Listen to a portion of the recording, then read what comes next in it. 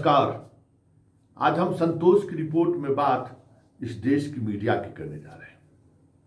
जो मीडिया अब गोदी से कई कदम आगे बढ़ चुका है। अब ये मीडिया सिर्फ गोदी मीडिया नहीं रहा, भक्त मीडिया नहीं रहा, दास मीडिया नहीं रहा, ये किसी एक के प्रति वफादार भी मीडिया नहीं रहा।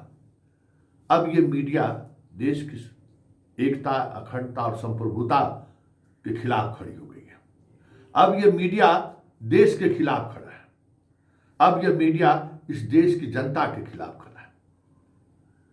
हम ये बात आज इसलिए कह रहे हैं कि मेरा भी अनुभव 25-26 वर्ष हो गया इस मीडिया जगत में। अब मीडिया पर का मतलब समझ से परे है कि आखिर मीडिया सोच क्या रही है।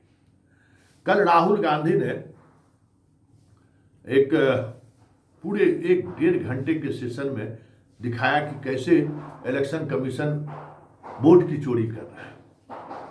हो सकता है कि राहुल गांधी का वो चुनावी स्टैंड हो सकता है वो नैरेटिव सेट करना चाह रहा हो, संवैधानिक संस्थानों को आईना दिखाने की कोशिश, या संवैधानिक संस्थानों के पर इसका हमला हो सकता है, कुछ भी हो सकता है। लेकिन मीडिया की जिम्मेवारी क्या है? सवाल करने वाले से सवाल या सरकार से सवाल। इलेक्शन कमीशन 2 लाइन का पंक्ति में कह के खारिज कर दिया कि ये कुछ नहीं है। जिस व्यक्ति ने सवाल खड़ा किया वह इस देश के नेता प्रतिपक्ष है। राहुल गांधी या पप्पू नहीं है, इस देश का नेता प्रतिपक्ष है। और अगर नेता प्रतिपक्ष कोई सवाल खड़ा करता है तो पूरी जिम्मेवारी के साथ संवैधानिक संस्थान पर बैठे हुए लोगों को जवाब देना उसका संवैधानिक कर्तव्य है। आप जो भी संस्थान है जो कहते हैं कि हम संवैधानिक संस्थान है, अरे जनता लोकतंत्र है तब ना आप संवैधानिक है, नहीं तो आपका महत्व क्या है? तो सवाल मीडिया को करना चाहिए था इलेक्शन कमीशन से। सवाल मीडिया को उन जगहों पर जाकर करना चाहिए था जिसकी चर्चा राहुल गांधी ने की है। तो सवाल राहुल जी से ही कर रहे हैं। उनके उस पूरे 1 घंटे से अधिक के उस कन्वर्सेशन को ही झुठलाने में लगे हुए हैं, करे उसी तरीके से सवाल कर रहे हैं। अच्छा प्रवृत्ति है। अभी जो दुर्गति शुरू हुई है ना हम लोग की, अभी कुछ दिन और देख लीजिए उसके बाद क्या स्थिति होगी। अभी देखिए गहन मतदाता पुनरीक्षण का काम चल रहा है बिहार में, सूची जारी हुआ है। सारा मीडिया हाउस, आज तक हो चाहे जितना चैनल हो, सारे के रिपोर्टर किशनगंज, अररिया और पूर्णिया में घूम रहा है, कटिहार में घूम रहा है और मुसलमानों से बात कर रहा है। ये देखिए प्रवृत्ति देखिए। जबकि सबसे ज्यादा वोटर अगर कहीं नाम कटा है पटना या फिर मधुबनी, और मधुबनी में तो साफ दिख रहा है कि किस तरीके से, क्योंकि सबसे ज्यादा माइग्रेंट लेवल मधुबनी में है।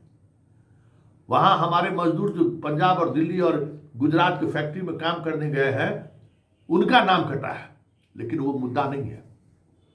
किशनगंज में 4 गो मौलाना को खड़ा कर लेगा और 4 गो बुर्का वाली को, अब पूछेगा नाम कैसे कटेगा।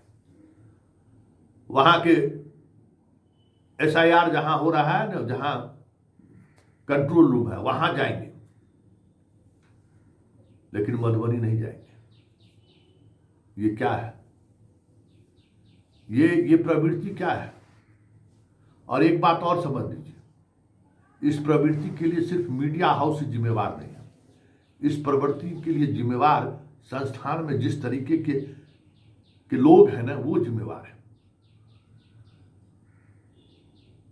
संस्थान में जो लोगों थामे हुए लोग हैं वो जिम्मेवार है, और वो इस दिशा में देश को ले जाना चाह रहे हैं। आज मोदी ट्रंप कहां गया?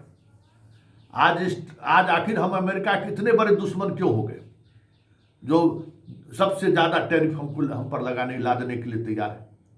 कोई मीडिया विश्लेषण करने को तैयार है कि क्यों ट्रंप 2 व्यक्ति के लिए, अडानी और अंबानी के लिए सरकार जिस हद को पार कर गया। किसी मीडिया ने यह खबर चलाई है कि रूस से जो हमको रुपये के बदले में जो तेल मिला, उस तेल का खपत कहां हुआ? हम 105-7 रुपये लीटर तेल अभी भी खरीद रहे हैं। ठीक है, तेल की कीमत नहीं बढ़ी है, कमा तो नहीं है। कोई मीडिया सवाल कर रहा है क्या? देश के रक्षा मंत्रालय ऑपरेशन महावीर का खंडन कर रहा है, विज्ञप्ति जारी कर रहा है, कह रहा है कि पहलगाम में की घटना को लेकर जिस आतंकी के बारे में कहा गया कि वो पहलगाम वाली घटना में थी, वो खबर निराधार है। कोई मीडिया अमित शाह से सवाल करने को तैयार है क्या? कोई मीडिया इस पर डिबेट कर रहा है क्या? कोई मीडिया इस खबर को प्रमुखता से लिया है क्या? किसी चैनल में आपने खबर देखी है क्या? तो ऐसे में यह देश हमारे संप्रभुता के भी खिलाफ। सेना अधिकारी अगर कोई सवाल खड़ा कर रहा है तो आप अगर उसके साथ खड़े नहीं होंगे तो इतिहास आपका भी हिसाब लेगा। ऐसा थोड़ी है कि आप बच जाइएगा। जितना प्रोपगंडा फैलाना था फैला लिए, अब आपकी बारी है।